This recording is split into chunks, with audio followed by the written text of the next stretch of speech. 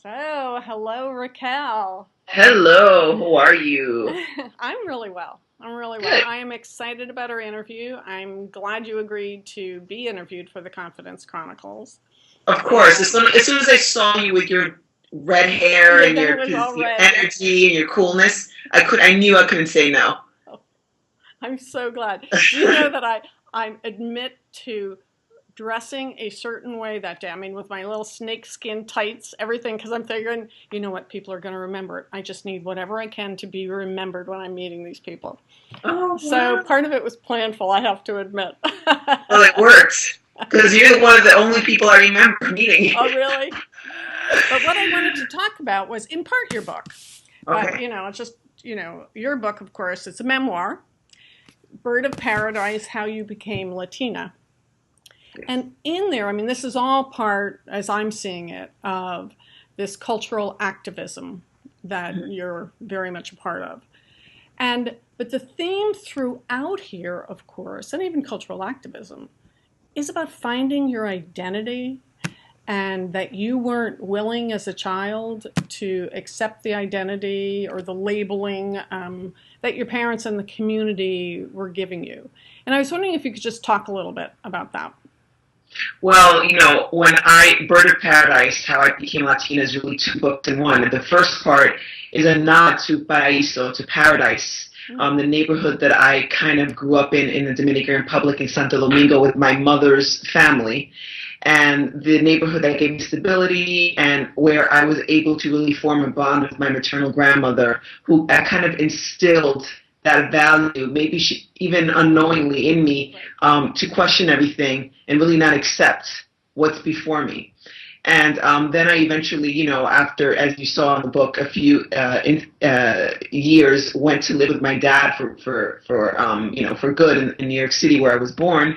And as soon as you go to New York City, to America, and you leave the Caribbean, the Dominican Republic, there's a whole culture shock because identity, race, ethnicity is foisted upon a person, as opposed to Dominican Republic. You're just Dominican. You're Dominican. I'm Dominican.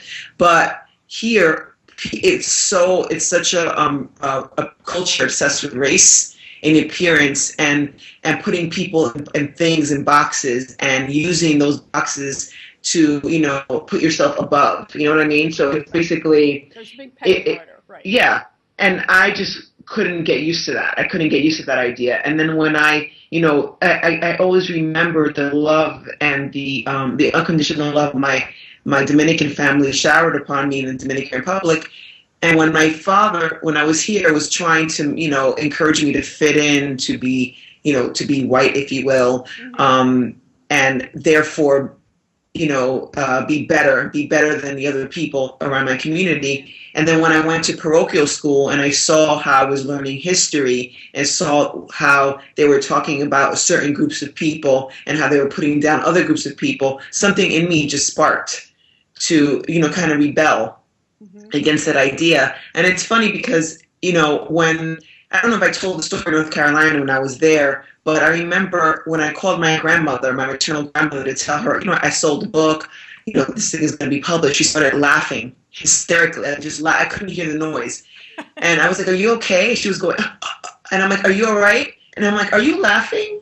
Are you laughing at me? And she said, yes. And I said, why? She said, because when you were in DR and you were about 6 years old and you were pissed at us, you would tug on the hem of my skirt and say, one day I'm going to write a story about this family and set the record straight. So she said, you're living your destiny. Even in my darkest moments, I always knew that there was a reason for me to be here. I always had that insight. I don't know how, I can't articulate it, but I just knew that at the end of the day, things were going to be okay. With one of the people in the book, they had gotten a reading, like a tarot card reading, and you had come up in the reading, and it was that you were supposed to talk about your people's destiny, or I don't remember, but you were supposed to be doing what the heck you're doing now. It was just like, whoa. It was Maria's husband, who I considered my godfather because he was a father figure. He said, I got a reading and my godmother told me that, you are going to be carrying this tradition, our tradition on in some way. And I was like, yeah, whatever. Yeah. But I remember that. I remember that. And sometimes I'll walk by a street that we've walked down together or something, and I'll recall that conversation and some others, and it'll just send chills down my spine because I feel like I'm walking in the right direction, even though some of those steps were very hard to take. Sure. It's kismet. Yes, it is. It is, definitely. That's my favorite word. Well, yeah, I'm glad you got to use it. Perhaps it'll come up again. At least 10 more times. As a coach or as a teacher, a recurring theme is not feeling like they belonged, always feeling, like an outcast. And in some of their cases, they turn to alcohol and drugs to just deal with those feelings of not belonging. And many of the women are not women of color. So that wasn't their issue. But they still, because they weren't thin enough, or, they didn't have blonde hair, or, I don't know, they were poor, or they were rich, or it didn't really matter. But for some reason, and this seems to be a universal theme, sadly. And perhaps it is with men too. It's just I deal with women, so I hear it much more from them. But that lack of belonging. And my sense is that you have gotten, for overall anyway, past that. And I was just wondering what advice, suggestions you might have for other women, how they can start to embrace their own uniqueness, their own identity, not the one that their parents said, or not having to be this, now that I'm in North Carolina, the Southern Belle, none of that. Well, one of the people that really inspired me was a rich white girl, if you will, to talk about, really dive into liminality, this whole idea of being in limbo, because I found her having a lot of the same issues that a lot of my peers had growing up. And I realized, wow, this is a universal theme, and it'll bind, all kinds of women together, because first and foremost, I think that our gender transcends race.